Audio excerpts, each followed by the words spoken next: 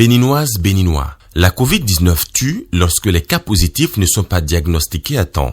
Pour éviter d'en être victime, le dépistage précoce est la solution. Il est indispensable d'aller en consultation dès l'apparition du moindre symptôme. Pour rappel, les signes courants qui font penser à la Covid-19 peuvent être la fièvre, la perte du goût ou de l'odorat, l'éternuement, l'écoulement nasal, la toux, l'irritation de la gorge, les difficultés respiratoires, etc. Dès l'apparition de l'un quelconque de ces signes ou de plusieurs à la fois, rendez-vous immédiatement dans l'un des centres de dépistage ouverts sur toute l'étendue du territoire national ou dans un centre de santé ou appelez le numéro vert 136. Pour tout savoir sur l'épidémie du coronavirus au Bénin, rendez-vous sur le site web www.gouv.bj/coronavirus. Ceci est un message du gouvernement de la République du Bénin.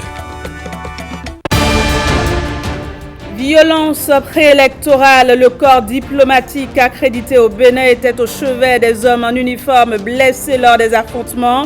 C'était hier à l'hôpital d'instruction des armées de Cotonou.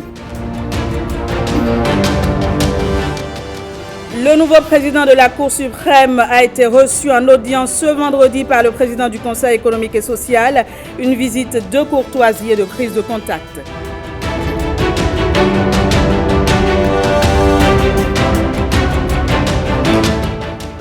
Et puis le directeur de l'Agence de promotion des investissements et des exportations était dans les locaux de l'entreprise VIPP Interstice. Il a échangé avec les responsables sur le programme d'investissement des prochaines années.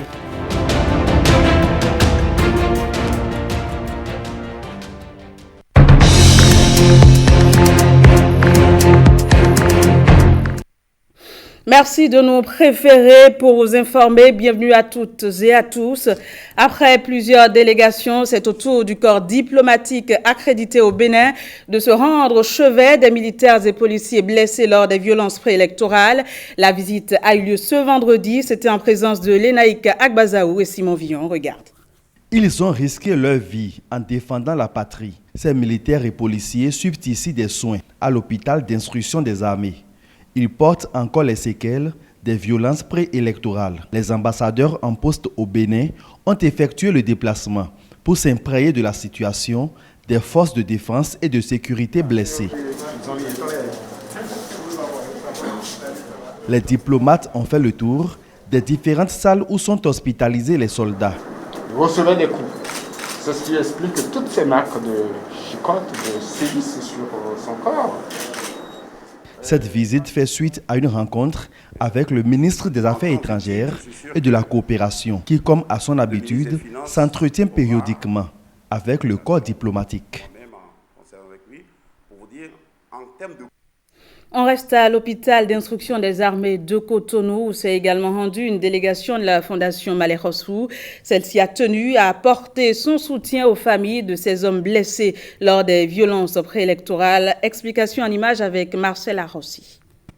Si je vis aujourd'hui, c'est grâce d'abord au Seigneur et je profite pour dire grâce à mes chefs hiérarchiques qui, ayant été contactés, ont mis tout en œuvre pour pouvoir me sauver, me tirer d'affaire. Il s'en souvient comme si c'était hier.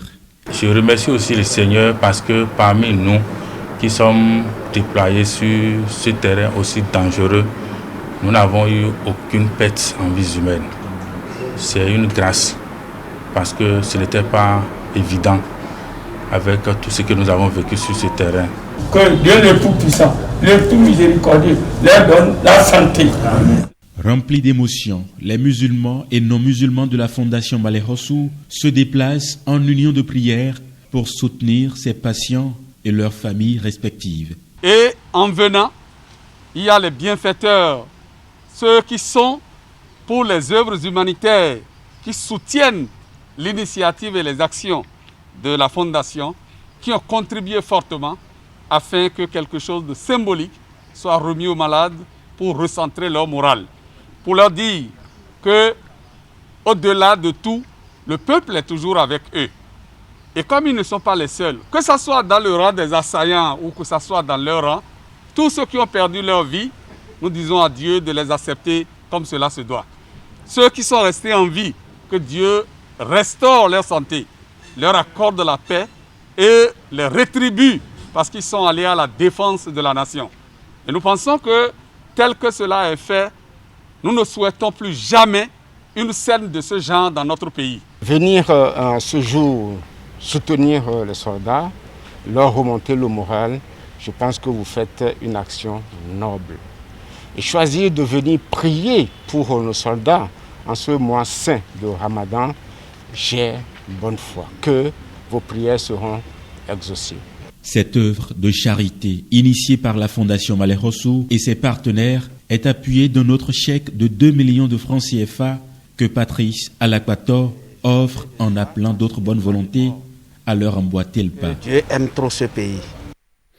Présidentielle 2021, leçon d'un plébiscite en renouvelant le mandat de Patrice Talon avec un score pas des moindres de plus de 80% des suffrages exprimés. Quel message le peuple béninois a-t-il voulu faire passer dans un contexte de réformes jugées parfois trop dures? Ozias Sounouvou nous propose ici quelques pistes. On regarde ensemble. Présidentielle 2021, leçon potentielle des chiffres du scrutin béninois d'avril 2021. Pour l'opposition, c'est manifestement la consécration d'une difficulté d'adaptation à une nouvelle ère de rationalisation de la praxis et de la gouvernance politique, héritée de 30 ans d'expérience. Système partisan secoué par une cure d'amaigrissement forcé, puis corsé par un resserrement des règles électorales. Conséquence, banc de touche pour bien d'acteurs politiques en mal d'adaptation. Les fracas de la furie vengeresse d'une opposition raidie par l'obsession de revenir dans le jeu politique se sont alors exprimés à coups de violence pour tenter de renverser le nouvel ordre établi. À défaut d'y mettre un coup d'arrêt, elle a misé sur l'improbable boycott d'un scrutin sécurisé par le réformateur. Plus de 50% de taux de participation. Tel est le verdict qui fait naufrage à cet espoir d'aggiornamento. Fin de partie pour l'opposition. Le réformateur s'en sort victorieux avec un score point trop nécessaire à répéter pour ménager le trauma de l'opposition radicale. Leçon du scrutin pour le candidat Talon. C'est une onction donnée à plus de 80% des suffrages exprimés à des réformes pourtant réputées potions amères. Sur le plan politique, par un chamboulement total du système partisan, hier extensible à souhait, désormais réduit à peau de chagrin. Un système démocratique vanté pour la vertu de son alternance, de ses libertés, mais d'autant plus miné que le mandat législatif est transformé en effet de commerce parlementaire, où le vote non éclairé et abusé du pauvre peuple électeur en majorité analphabète est acheté à coups de bière, de bols de riz, de morceaux de viande, de jetons distribués directement chez l'habitant ou même depuis le palais de la présidence où le peuple est convié à défiler pour prendre son CFA. Comble de sacrilège pour un aussi haut lieu de la République, piège sans fin pour la légitimité du peuple alors devenue marchandise électorale. Légitimité monnayée entre deux élections aussi à travers meetings populistes incessants, offices religieux télévisés à la gloire des saints gouvernants avec la bénédiction rubis sur ongle des leaders d'opinion et toute autre personne incarnant une quelconque influence sociale. Voilà le voile de laideur où se cachait à peine la démocratie béninoise si enviée, mais remise en cause par les dures réformes talonesques encouragées par le vote du 11 avril 2021. Difficile réforme aussi au plan économique. Pour sonner le glas d'un ordre ancien de corruption généralisée, vautré dans une impunité garantie par des institutions constitutionnelles inopérantes.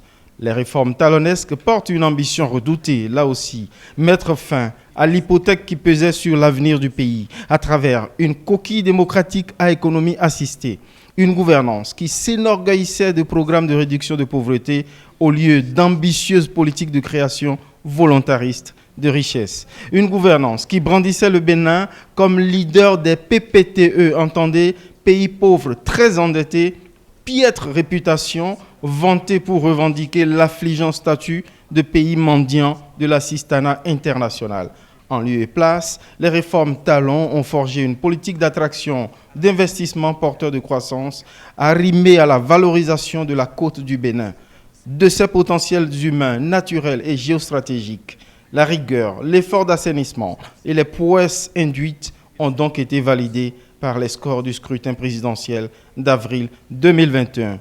Et pour le pays, enfin, il y a le défi de poursuivre ces réformes sans exacerber les déchirements sociaux, fatal pour le projet nation et le vivre ensemble. Il y a aussi nécessité de rallier la moitié silencieuse ou boudeuse ayant privé Talon de son onction. Oui, empruntons ici même le bon mot de l'opposant. On ne gagne pas contre son peuple, on gagne avec lui. Il apparaît donc impérieux de poursuivre la réinvention du nouvel ordre politique avec plus d'inclusion dans un Bénin pacifié, réconcilié, avec une respiration sociale moins compliquée.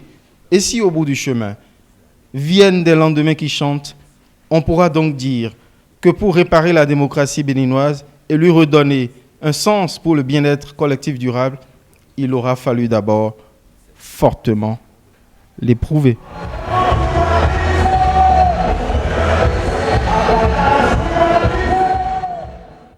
Voilà, je vous invite à présent à suivre Maître Kolade Aziz Onifade, juriste, mais aussi avocat au barreau du Bénin. Il fait sa lecture des événements qui ont marqué la période électorale. On l'écoute au micro de Marcel Arrossi. Ces élections se sont en grande partie bien déroulées, comme nous le souhaitions. Monsieur Patrice Talon, comme je le dis toujours, c'est un leader, puisque nous avons 5 qualités que moi je le reconnais personnellement. Il s'agit d'une qualité donc de visionnaire, une qualité de communicateur, puisqu'il sait nous montrer ce qui est beau, ce qu'il faut qu'il puisse être bien pour nous et un meilleur pour l'avenir. Ensuite, ça c'est la deuxième qualité. La troisième qualité, en réalité, je voudrais parler beaucoup plus aussi d'un homme d'action. Parce que si vous avez même une vision, vous n'avez pas d'action. Si l'action ne suit pas, c'est comme si c'était une hallucination. Donc, en plus de cela, vous avez l'intégrité. Le constater qu'à chaque fois qu'il fait une action ou qu'il veut procéder à quelque chose, dit c'est nous en réalité. Parce que demain, nous serons tous comptables. Aujourd'hui, ça peut être dur, mais demain, nous serons tous contents. Et pour terminer, ma 5e qualité, qui est la qualité du serviteur. Je peux vous dire encore une fois de plus, serviteur, il est au service de la nation béninoise et on ne peut que la remercier et l'encourager, d'où ce second mandat. Il faut se rendre à l'évidence, il faut préparer un futur et ce futur, c'est dès maintenant. Je pense que le président Patrice Talon l'a compris et est en train de faire tout ce qui est en son pouvoir puisqu'il a dit « je vais faire du Bénin un miracle ». Et ce miracle, honnêtement, nous sommes en train de le voir. Ils sont aux anges, eux, ce sont les membres du mouvement, les compagnons du duo Talon Talata. Ils jubilent de la victoire de leur duo candidat avec une analyse du contexte sociopolitique actuel. Ils se réjouissent et invitent le peuple béninois au travail pour le développement. Patrice Alakwato est ici au micro de Patrick Jossou et Petroni Lokosu.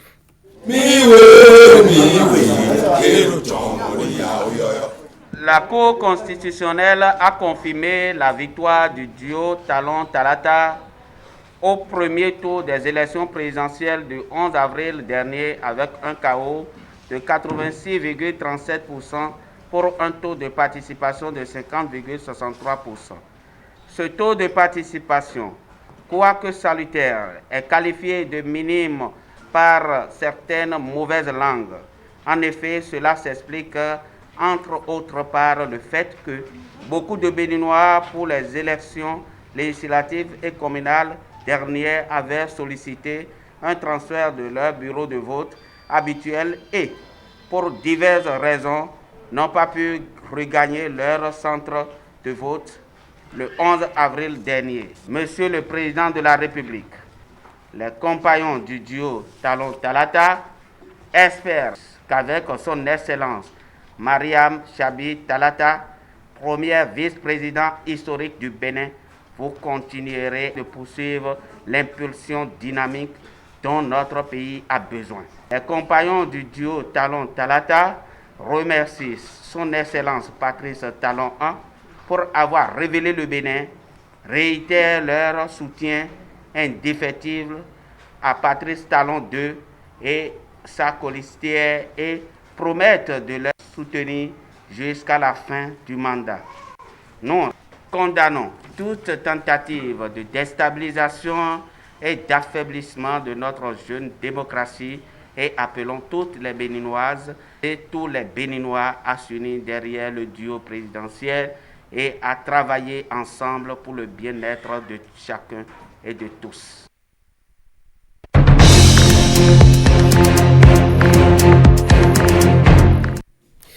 Le nouveau président de la Cour suprême, Victor Dacier Adosso, a été reçu en audience ce vendredi par le président du Conseil économique et social.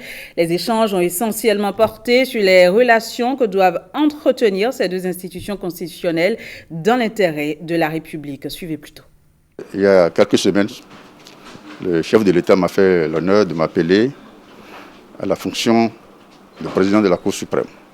Ayant pris fonction, il était de mon devoir d'aller vers les présidents des institutions constitutionnelles de la République pour leur faire ma vie de civilité, de courtoisie administrative, de courtoisie républicaine et de prise de contact. C'est ce que je suis venu faire ce matin auprès du président du Conseil économique et social, qui est un grand frère, qui est un parent, qui est un ami.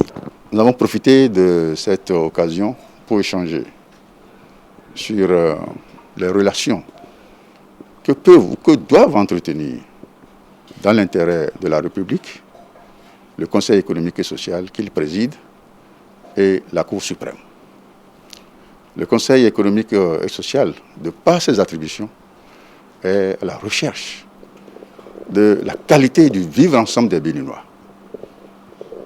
La qualité du vivre ensemble des Béninois, parce qu'il est question de chercher à ce que les équilibres ne soient pas rompus au sein de notre société, au sein de notre cité. Et la justice qui travaille sur les hommes a intérêt à savoir l'image qu'elle renvoie au sein de la société, au sein de la cité. Nous avons estimé que de ce point de vue, nous avons une dynamique à développer désormais entre la justice dans son ensemble et le Conseil économique et social. Le directeur général de l'Agence de promotion des investissements et des exportations APS a fait une descente dans les locaux de l'entreprise VIPP Interstis basée à Cotonou. Sur place, Laurent Gangbès a pu rencontrer et encourager les centaines de jeunes béninois qui travaillent au sein de cette entreprise. Il a également échangé avec les responsables sur leur programme d'investissement des prochaines années. Reportage.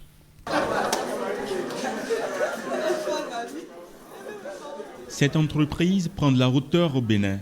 Installée à Cotonou depuis 2018 seulement, VIPP Interstis a déjà créé près de 1500 emplois. Et elle est bien loin de regretter son investissement. Nous, on est ravis d'être au Bénin, ça je confirme, voilà. J'ai été subjuguée par effectivement la jeunesse d'ici, puisque je suis en charge entre autres du recrutement. Donc je peux vous dire que la jeunesse africaine est hyper dynamique, hyper engagée. C'est vraiment l'avenir de demain. C'est des gens volontaires et qui travaillent, et ils m'ont vraiment subjuguée. Au-delà de cet engagement salué de la jeunesse béninoise, Laurence et son équipe sont satisfaites de l'assistance et de l'accompagnement de l'Agence de promotion des investissements et des exportations APS. Vous avez une chance extraordinaire, honnêtement, hein. Vous avez une chance extraordinaire. Voilà une entreprise qui met en fait l'excellence, la qualité très haut. Vous avez le plus haut degré en fait d'excellence qu'on peut retrouver sur la place de Cotonou. Il n'y en a pas deux. Vous vendez à l'extérieur. Vous assurez les services après-vente à l'extérieur du pays. Et pas dans n'importe quel pays, dans des pays très développés. Donc vous avez la chance de pouvoir être formé à toutes les techniques marketing. Forte désormais de ses 5 années d'expérience en Afrique subsaharienne, l'entreprise d'origine française offre un niveau de prestation aux standards internationaux. Avant le Bénin, elle existait déjà au Cameroun, au Togo, au Rwanda et en Côte d'Ivoire. Dans le cadre de l'exécution d'un certain nombre de projets culturels et artistiques entre Cuba et le Bénin, l'ambassadrice de Cuba au Bénin et le ministre béninois de la Culture et des Arts ont signé un mémorandum d'entente. Le document a été paraphé devant les cadres béninois du ministère en charge de la Culture et celui des Affaires étrangères. Regardez. Culture béninoise et culture cubaine en osmose.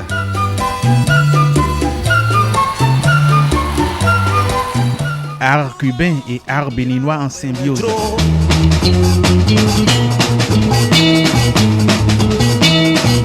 Cela donne en apothéose cette signature d'un mémorandum d'entente entre le Bénin et Cuba. Cuba et Bénin, nous avons un lien historique et culturel, notamment culturel.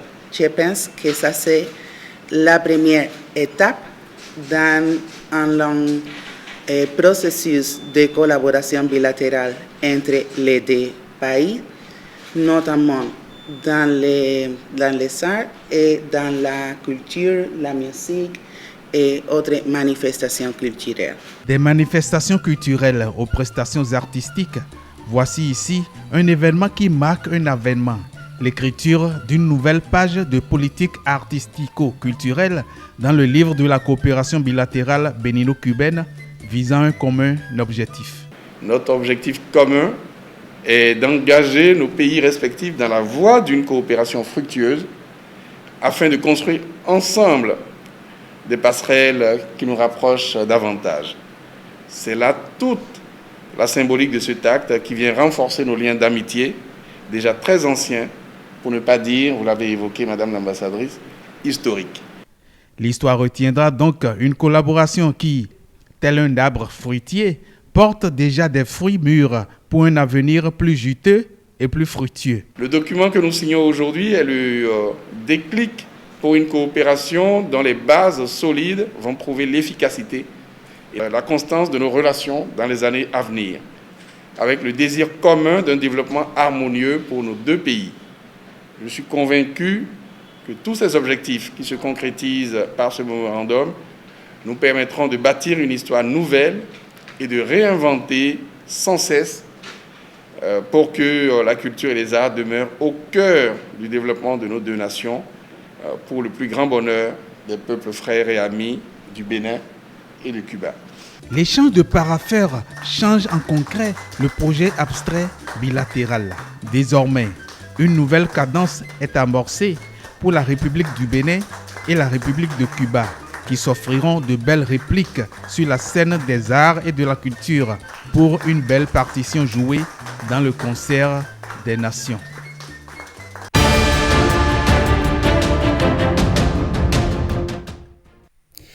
Et au Tchad, la commission électorale annonce les premiers résultats partiels de l'élection présidentielle. Pendant ce temps, l'armée israélienne a annoncé avoir mené des frappes aériennes contre des installations militaires dans la bande de Gaza. Puis aux États-Unis, les autorités de Chicago rendent publique une vidéo d'un policier abattant Adam Toledo, un mineur de 13 ans. Vous l'aurez compris, on fait le point de l'actualité internationale. Ce sera avec Fifame Salomé Atalidi. Regardez. Les observateurs de l'Union africaine, de la Communauté économique des États de l'Afrique centrale et de l'Organisation de la coopération islamique se sont dit mardi satisfaits de la présidentielle au Tchad qui promet un 6e mandat à Idriss Déby Itno. Le peuple tchadien a voté dans la sérénité, a conclu l'Union africaine. Les résultats du vote n'ont pas encore été proclamés.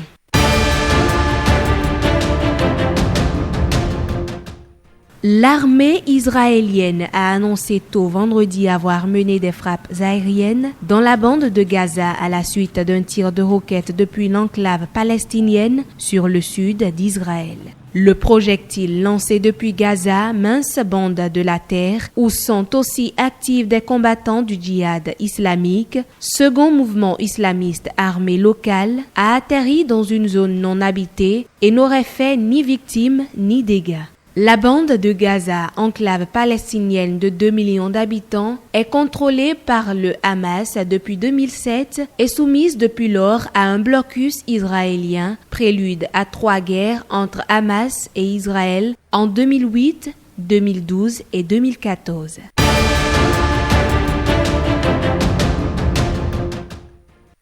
Les autorités de Chicago ont rendu publique jeudi une vidéo d'un policier abattant un mineur de 13 ans, des images insoutenables selon la maire de la 3e ville des États-Unis. Lors d'une conférence de presse jeudi avant la diffusion de ces images, la maire de Chicago, Lori Lightfoot, les a qualifiées d'insoutenables en appelant les habitants au calme au moment où les tensions autour des violences policières sont déjà vives, dans le pays.